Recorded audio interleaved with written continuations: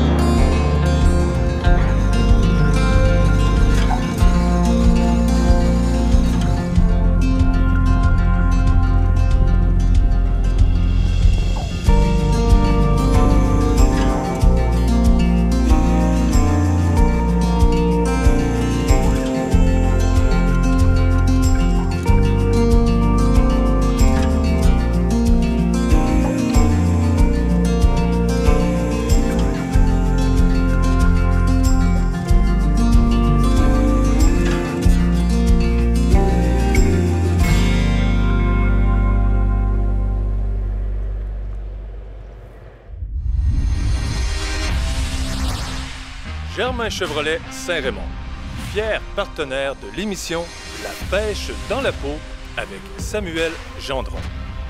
Parce que ton nouveau camion, il est chez Germain Chevrolet Saint-Raymond.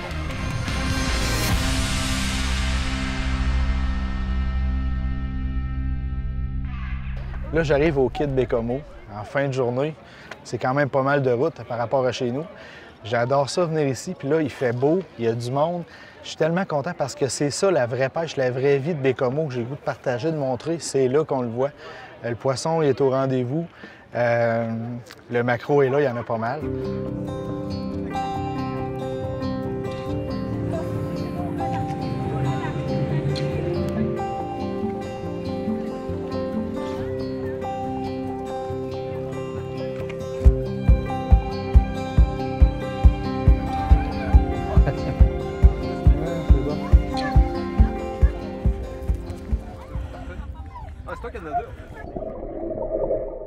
Le maquereau, c'est dans la même grande famille que les thons. Donc, c'est un poisson là, qui se déplace constamment.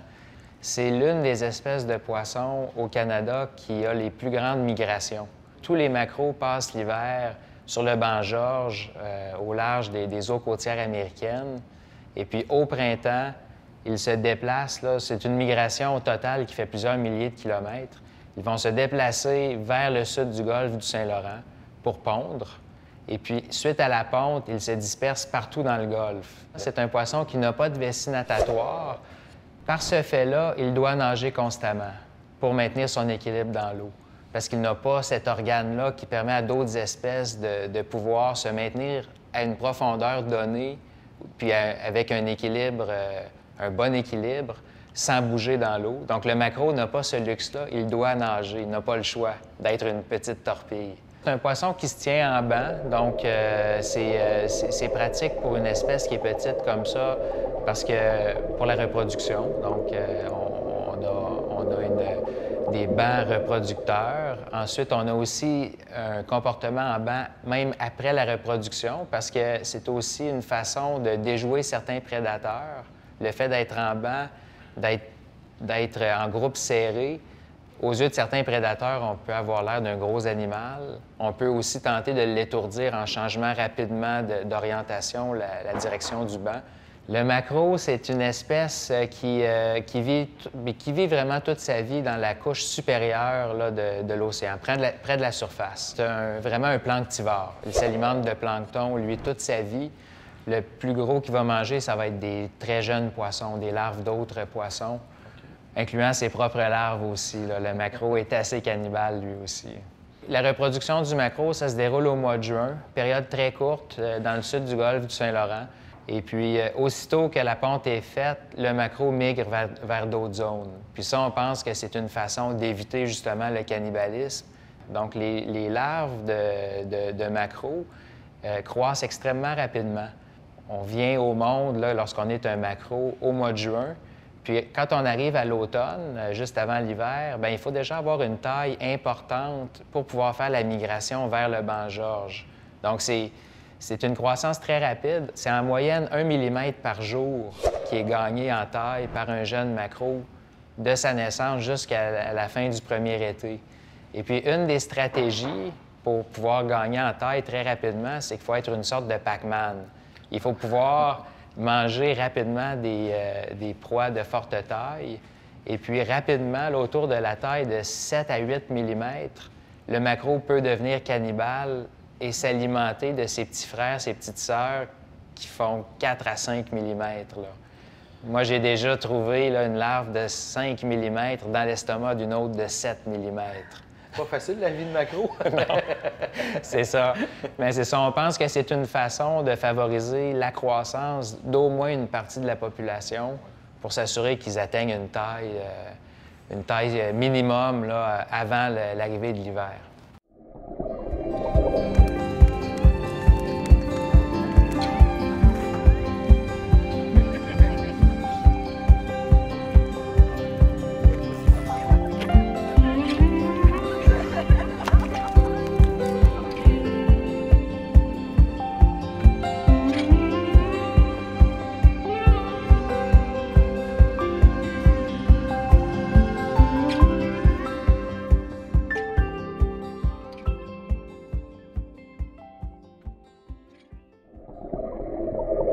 Donc, la santé du stock de maquereau, bien, présentement, ça va vraiment pas bien. Donc, ça fait plusieurs années là, que le stock est en diminution constante.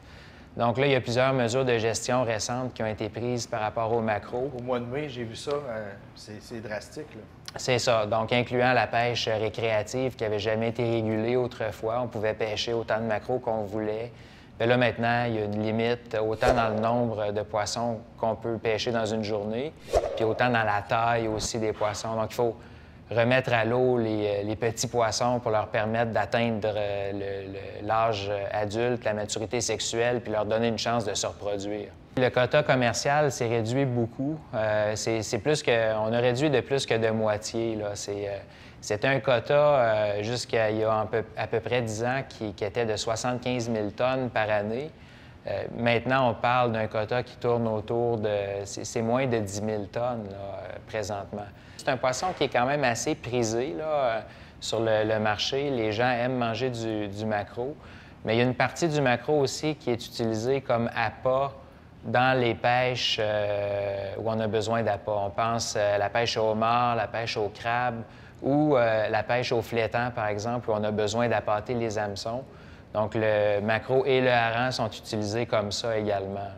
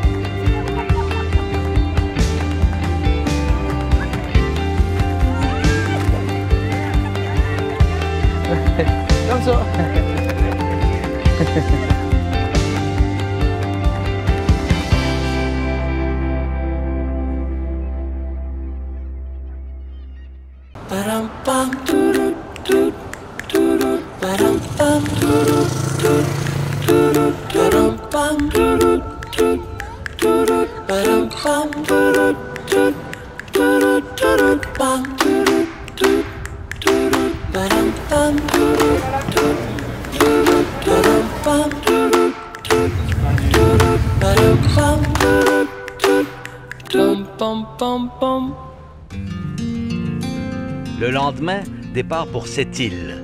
Cette fois, notre objectif est d'aller pêcher au large.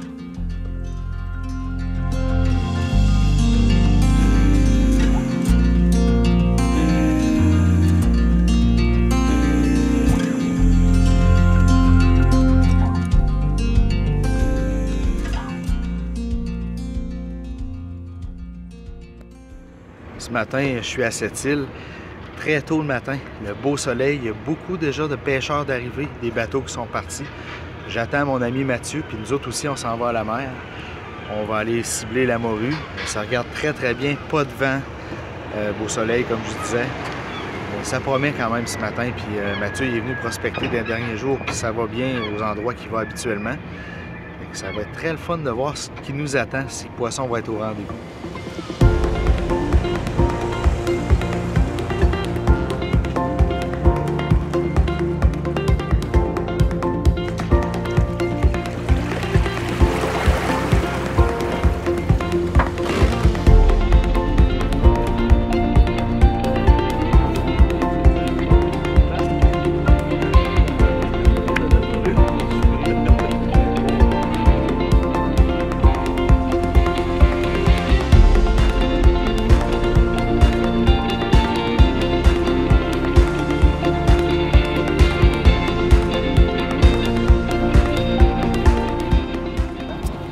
Là, on s'en va. Écoute, mon spot préféré, j'en ai plusieurs, là, mais en arrière de la Corossole, là, à l'ouest de la Corossole, je veux pas dire il est où mon spot, pas que le monde aille m'évoler.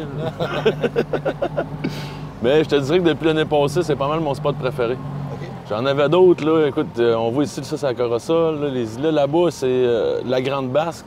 La Grosse Boule, excuse-moi, j'ai eu un spot, là, j'allais tout le temps là, pas mal, la Grosse Boule. Puis, il y a peut-être 2-3 ans, c'était moins bon. Puis là, j'ai découvert celui-là. Écoute, d'habitude, ça se tient plus dans une fosse, puis plus creux, puis ils attendent le stock qui descend. Mais celle-là, c'est spécial, c'est comme un plateau. C'est plus haut. Partout autour, il y a plus profond. C'est un plateau peut-être à 315 pieds de creux. OK. Puis, écoute, il y en a tout le temps. J'ai jamais revenu bredouille avec ce spot-là.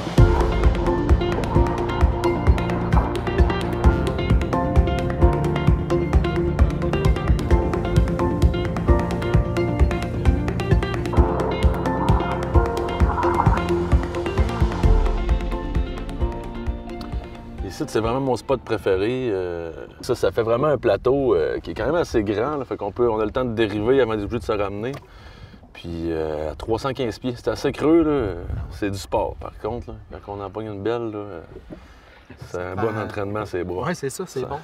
C'est bon pour la santé. Au final de la journée, on est bras morts. Partout aux alentours, ça tombe peut-être dans 350, 400 pieds de creux. Puis lui, il est vraiment surélevé. Là, puis vu que c'est assez gros, c'est ça que j'aime. On n'a pas besoin de... On peut se laisser dériver, puis c'est rare, j'en reviens bredouille.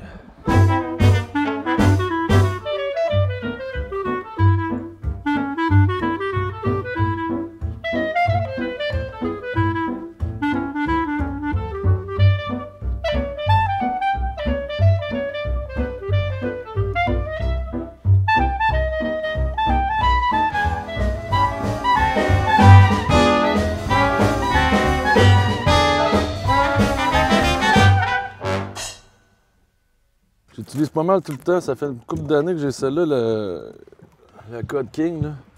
Elle est 5 pieds. Ah ouais? Elle est 5 pieds puis elle se défait pas. One piece. Ouais. Très raide. C'est bon parce que c'est plus long, là. On dirait que c'est plus dur à ramener. Ouais. C'est vraiment sur le bord. Puis cette année, j'ai investi dans un reel un petit peu mieux. Là. Un peu moins cheap que mon autre que j'avais. Lui, il fait vraiment une belle job. Un pen. En peine. Ouais. travaille super bien. C'est good. Mon ancien a rendu l'âme, dernière pêche. Trop de morue. Il y en avait pogné quand même pas mal. J'ai dû en sortir quasiment 200 avec, c'est bon. avec mon ancien, ouais. Ben, c'est lui que j'avais pratiquement depuis le début. Là. Okay. Pas trop compliqué à morue. Ça mord, c'est pas mal sur n'importe quoi. Ça, il y a 2 ans, je pêchais avec ça. C'était vraiment la folie. Ben là, à un moment donné, il a pris, je pense que je l'ai oublié dans l'eau salée, là, les crocs ont rouillé un petit peu. Là. Sinon, ça, c'est mon nouveau... Lui, j'ai pas mal de temps pêché avec ça. Un 9 onces. Parfait, ouais, gris qui reflète. Aussi le orange, là, ils en font le même, mais orange. Là. Très bon aussi. Je l'ai déjà eu aussi blanc, un peu condensé de lui, là, qui devient phosphorescent. Ouais. Ouais, il garde la lumière du soleil, puis dans le noir, il allume. Très bon aussi. Puis celui-là, c'est ça. Lui, c'est mon nouveau, là, que je l'aime bien, au lieu d'avoir un... Lui, c'est plus, je te dirais que c'est plus facile. Un 3 crocs comme ça, c'est rare que tu rates ta shot. Là. Lui, je l'aime bien, mais ce que j'aime moins souvent, là, en gigant, j'en prends plus par la queue puis la bédaine avec lui qu'avec celui-là. Lui, je sais pas, on dirait qu'il a plus tendance à mordre dessus. Okay. Lui, souvent, je vais peut-être être en dessous du banc. Puis là... En gigant, tu le piques. Ouais. Mais je te dirais, un coup que ça accroche, les 2 crocs dedans, là, ça... Même quand je la jigue par la bédaine, elle décroche pas jusqu'en haut. Je remonte jusqu'en haut totalement, tandis que lui, il a plus de chances de décrocher. Okay. T'as des mouches après ça? Ouais, un bas de ligne avec des mouches, là, lui, il est un peu magané, ça fait plusieurs années que je l'ai. J'en ai perdu quelques crocs, là. Mais ça, c'est fait à Terre-Neuve, écoute, avec du 80 livres test. Ça vient de Terre-Neuve, c'est sûr qu'à Terre-Neuve, là, la morue, là, il m'en reste une qui est gros. Mais j'en ai souvent remonté. Je suis quasiment content qu'il manque des crocs, parce que je te dirais que quand tu en ramasses, ça m'est déjà arrivé d'en ramasser 4 d'un coup comme au maquereau.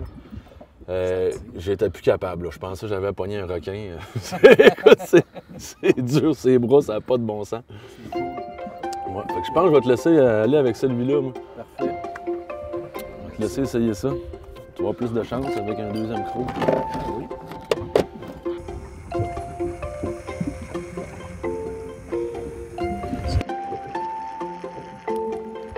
Oh, Colin, je pense qu'il y a du maquereau. Je me suis fait attaquer. Des fois, c'est étonnant, on peut pas se rendre au fond. Trop de maquereau. J'aime bien ça que le compteur de pieds, c'est le fun. C'est pas ultra précis, mais ça te donne une bonne idée qu'est-ce qui te reste à rêler quand t'es épuisé. Ouais, ça va avec ça. C'est quand même assez cru, là. Je suis rendu à 360 de déroulé, mais on est à 315 pieds de profondeur. Habituellement, ça me prend, là, comme il n'y a pas beaucoup de courant, là, ça me prend 400-450 pieds. Touche au fond. Là, je suis rendu. Hein? On est arrivé.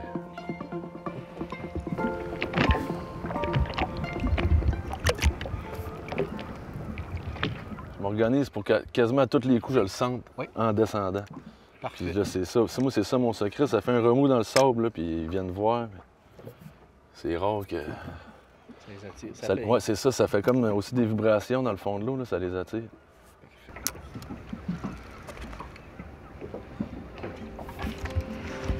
Oh, OK.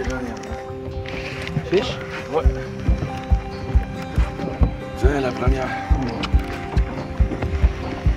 Là, je suis espéré qu'elle se décroche pas. Tant qu'on rit le 450 pieds de fil. Oh, ben quand même. Ça va bien? Ouais, elle donne des bons petits coups. Elle sera pas si grosse, je le sais. Je te dirais que maintenant, je le sais tout de suite au feeling, à peu près la grosseur qu'elle a. Elle va être assez moyenne, je te dirais. Les grosses, là, ça m'arrive d'à côté ma canne sur le bateau. Ah ouais? Ça vient pesant. C'est pas très gros.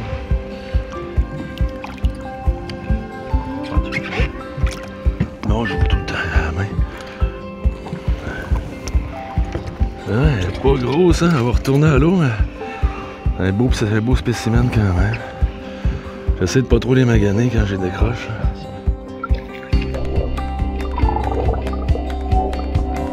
Alors, ça mord! Hey, t'avais dit qu'il était bon mon spot.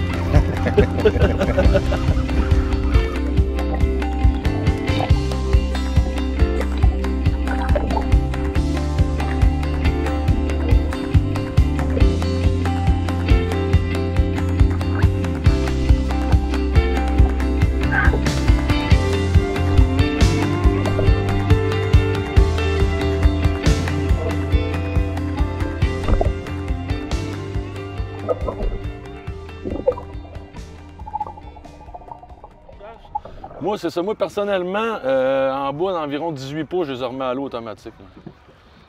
J'aime ça quand ils font au moins 18 à 20 pouces. Parce que c'est surtout quand je fais mes filets dedans, là, pour faire les filets, il faut quand même qu'ils soient assez grosses. Je me suis déjà coupé les doigts sur des petites, c'est moins facile, les filets sont plus minces. Puis en même temps, ça la laisse grossir pour la prendre l'année suivante.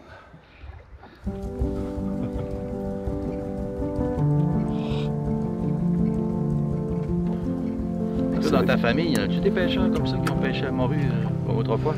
Ouais, mon grand-père, à côté de mon paternel, c'est eux qui ont fondé la poissonnerie Fortier, dans le fond, ici à Sept-Îles, avec son frère. Puis lui, je sais qu'il allait à morue, là. Écoute, j'étais tout petit, j'étais peut-être même pas né, mais il y avait aussi, il pêchait beaucoup le bourgo aussi, il se mettait des cages. Lui, il restait à Rivière-Brochu, par là-bas, puis il se mettait des cages à bourgo. Traditionnellement, mais j'ai un peu ça dans le sang, l'eau salée. J'ai quand même une bonne attirance. Je suis pas un grand pêcheur de lac et de rivière, moi c'est vraiment sur la mer. Là. Ah ben là, celle-là est ferrée, par exemple, je pense. Mon record personnel, 32 pouces. Elle doit faire quoi, j'imagine, un 5-6 livres peut-être. Puis j'avais amené un de mes amis première fois, il a pris 36 pouces. Puis je pense qu'on a pêché pendant 8 à 10 heures parce que je voulais... Tu voulais le battre? Je voulais le battre. J'ai dit, pas vrai que c'est toi qui vas avoir le record sur mon propre bateau, mais finalement, j'ai pas réussi encore à battre ça. Eh bien, la chance, des fois, c'est la chance du débutant. Oui, c'est ça, je me suis dit, c'est la chance du débutant.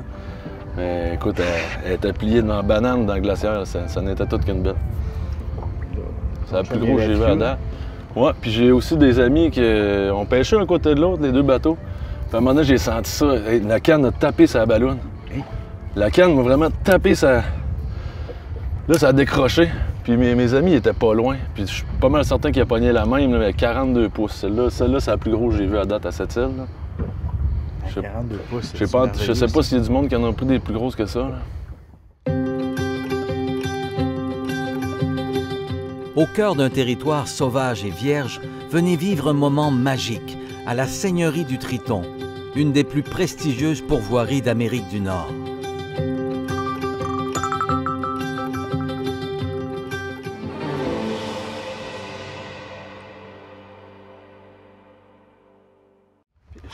Ouais, hein? C'est bon.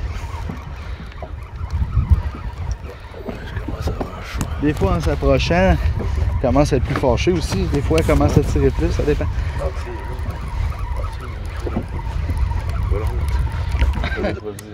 Oh, petit bébé!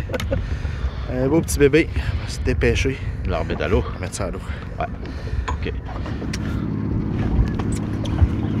Oh oui! C'est pas gros. C'est pas grave. Non. Ah, plus que l'autre. Quand il y a de la petite, là, à un moment donné, il y a des grosses au travers.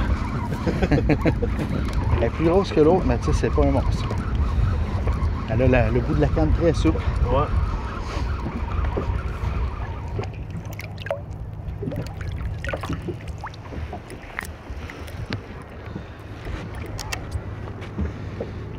Encore une petite. Encore une petite. Ouais, ben écoute, c'est ça, c'est l'île Corossol. C'est une réserve faunique protégée. On n'a pas le droit de débarquer sur cette île-là. C'est la seule île qu'on peut pas aller dessus. C'est vraiment là, la réserve, tous les oiseaux marins. Il y a beaucoup de cormorans juste dans ce petit secteur-là où les arbres ils se tiennent souvent là. Puis tu as tout le secteur d'identification des pingouins. C'est vraiment leur nom, c'est comme ça s'appelle, c'est des petits pingouins, mais regarde, il y en a justement qui passent là. Ouais. Eux autres, ils viennent au printemps. Au printemps, c'est hallucinant, il y en a, c'est pas croyable, là. À perte de vue. Puis, oh, la Caroline, ça a mordu. On a trouvé le spot. Puis, c'est ça, eux autres, ils viennent passer l'été ici, là. Ils font leur nid dans les falaises de roche, là-bas. Pourquoi l'île porte ce nom-là? Le Corossol, écoute, si ma mémoire est bonne, je suis pas certain, là, mais il me semble que c'est un bateau qui est venu s'échouer. Écoute, je suis pas super bon en histoire. Là. Il me semble que ça a rapport avec un bateau qui est venu s'échouer. Puis on voit anciennement, là, on voit le vieux fort, puis il y avait la maison du gardien de fort. Il y a plusieurs bâtiments. Un bateau français appelé Corossol a fait naufrage ici, en effet, en 1693. Le corossol est un fruit tropical. L'épave du bateau n'a été retrouvée qu'en 1990.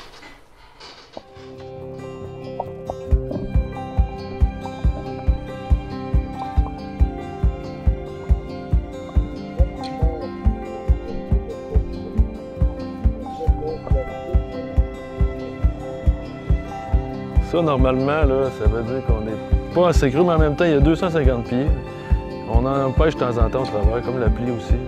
Ça se mange pas, puis ils sont moins le fun à décrocher et ils ont beaucoup de piquants. Il n'y a pas beaucoup d'informations sur le chaboisseau parce que c'est pas une espèce commerciale, mais on estime qu'un grand chaboisseau qui peut faire environ 50 cm là, pourrait avoir autour de 20 ans. Ça, c'est un poisson qui vit dans les zones très, très côtières. On ne le trouve pas dans des profondeurs très importantes. Souvent, il va se tenir proche de la ligne de la marée basse. On ne le retrouve jamais en banc, puis on le retrouve rarement en grande quantité. Donc, la seule pêche commerciale qui existe là, au Canada Atlantique présentement, c'est dans une baie de la Nouvelle-Écosse où il est abondant et puis il est récolté pour servir d'appât à la pêche au homard. C'est une espèce qui se reproduit en plein hiver, ce qui n'est pas très fréquent chez les poissons. Donc, habituellement, on parle d'une reproduction au printemps, mais le chaboisseau, c'est en hiver. Et puis, le chaboisseau fait un nid.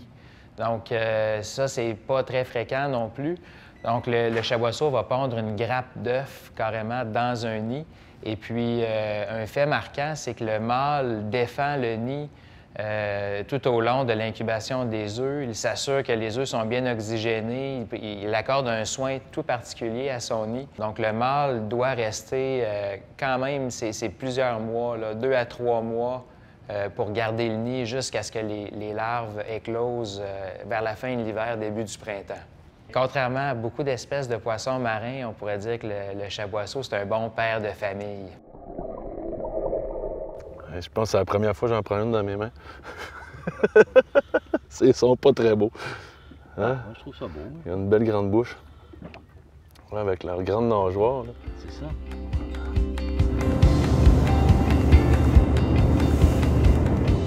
Au prochain épisode, il sera encore question de morue, mais aussi de plis et de pétons.